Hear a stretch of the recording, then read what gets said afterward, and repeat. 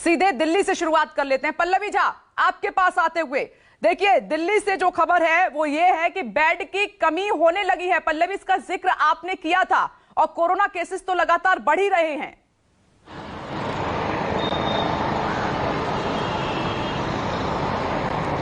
बिल्कुल विपनेश, देखिए बेड की कमी पड़ रही है और इसीलिए लगातार राज्य सरकार ने भी केंद्र सरकार से ये मांग की है कि जो भी सेंट्रल गवर्नमेंट के हॉस्पिटल हैं वहां पर बेड की संख्या बढ़ाई जाए। साथ ही साथ कल हम रिपोर्ट भी कर रहे थे कि जो DRDO का सरदार वल्लभ भाई पटेल कोविड सेंटर था वो फरवरी के महीने में बंद कर दिया गया था, तो उसको भी स्टार्ट करने के लिए कहा गया है, जिसकी तैयारी कल हम देख रहे थे कि चल रही है। 2-3 दिनों में वो वहां पर भी जो है बेड की संख्या बढ़ा दी जाएगी। तकरीबन 500 बेड था वहां पर, लेकिन इस बार शायद उससे ज्यादा बढ़ाया जाएगा। इसी के साथ साथ कई और भी अस्पतालों को कोविड अस्पताल में जो है अभी टर्न किया गया है। हालांकि 14 ऐसे अस्पताल हैं, लेकिन अभी और भी जरूरत है क्योंकि संख्या देखिए बहुत तेजी से बढ़ रही है दिल्ली की अगर बात की जाए। साथ ही साथ यहाँ बहुत महत्वपूर्ण एक जो चीज है वो बताना चाहूंगी कि इतनी ज्यादा संख्या हो रही है कि जो लैब टेस्ट है वो नहीं लोगों को मिल पा रहे हैं। लोग फोन कर रहे हैं तो लोगों को कहा जा रहा है कि अभी बर्डन बहुत ज्यादा है, 2-3 दिनों बाद ही हम आपके यहाँ पर आकर सैंपल ले सकते हैं। तो ये भी एक दिक्कत सामने आने लगी है। तो जैसे जैसे केस बढ़ेगा परेशानी बढ़ती जाएगी और ऐसे में जरूरत यही है कि लोगों को समझना होगा, जो लगातार राज्य सरकार या केंद्र सरकार अपील कर रही है कि जब तक जरूरत ना हो तब तक बाहर मत निकलिए, बहुत ही जरूरी हो तो बाहर निकलिए। देखिए आज छुट्टी का दिन है, आज सरकारी छुट्टी है, लेकिन बावजूद इसके मैं यहाँ पर आधे घंटे से खड़ी हूँ, लेकिन बेतहाशा गाड़ियां यहाँ से निकल रही हैं। तो ये समझना लोगों को भी पड़ेगा कि हालात बहुत खराब है, न्यू वेरिएंट बहुत तेजी से और बहुत आक्रामक तरीके से फैल रहा है और बच्चों को, नौजवानों को तेजी से चपेट में ले रहा है। तो ये लोगों को समझना होगा। राज्य सरकारें अपने लेवल पे कदम उठा रही है, सरकारें तो कदम उठा रही है पल्लवी, लेकिन लोगों की लापरवाही भी लगातार सामने आ रही है और ये भारी पड़ रही है, लोग समझ नहीं रहे हैं। पल्लवी, मैं लौटूंगी आपके पास। नोएडा से प्रशांत गुप्ता, एसोसिएट एडिटर, हमारे साथ मौजूद हैं। प्रशांत, अब आपके पास आते हुए आलम यह है कि उत्तर प्रदेश में भी मामले लगातार तेजी के साथ बढ़ रहे हैं और खबर नोएडा से है कि फ्लैट भी सील होने लगे हैं।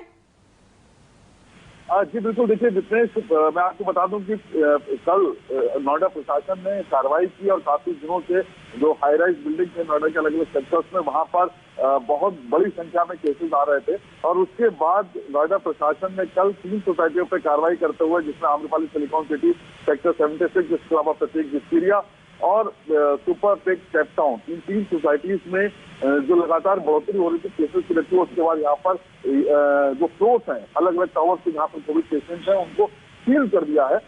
ऐसे ही एक सोसाइटी में इस समय मैं हूँ, आम्रपाली सिलिकॉन सिटी, उसके ट्रेजरर और ज्वाइंट ट्रेजरर हमारे साथ में है। इस समय क्या समस्याएं आ रही हैं आप लोगों को?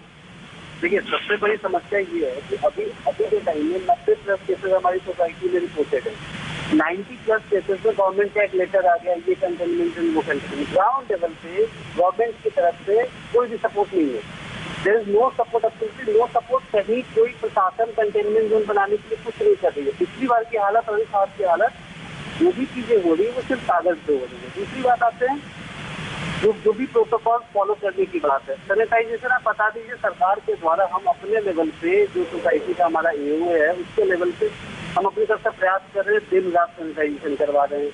लोगों को बेड नहीं मिल रहे हैं। हमारे यहाँ सबसे दुखद बात है कि एक फीमेल सिटीजन की डेथ हो जाती है क्योंकि उनको हॉस्पिटल में बेड नहीं मिलता है और उसके बाद 12 घंटे उनकी बॉडी, उनके घर में 5 और लोग थे, 12 घंटे उनकी बॉडी उठवाने के लिए, वो भी एक क्या बेसिक प्रॉब्लम क्या आ रही है यहाँ पर? क्या निवासी मान नहीं रहे हैं? क्या है, क्या रीजन क्या है? बेसिक इशू ये है, सर तरफ से कोई गाइडलाइंस नहीं है कि सोसाइटी को सीलिंग करना है या सीलिंग के क्या मापदंड हैं, कितने लोगों के बाद कोविड पेशेंट निकलने के बाद हमें क्या क्या एरिया सील करने हैं। जब हमने प्रशासन CMO टीम से मांगा कि आप हमें लिखित में दीजिए कि हमारी सोसाइटी सील होनी चाहिए क्योंकि 80+ केसेज आ चुके हैं, उन लोगों ने मना ही कर दिया कि हम नहीं दे पाएंगे।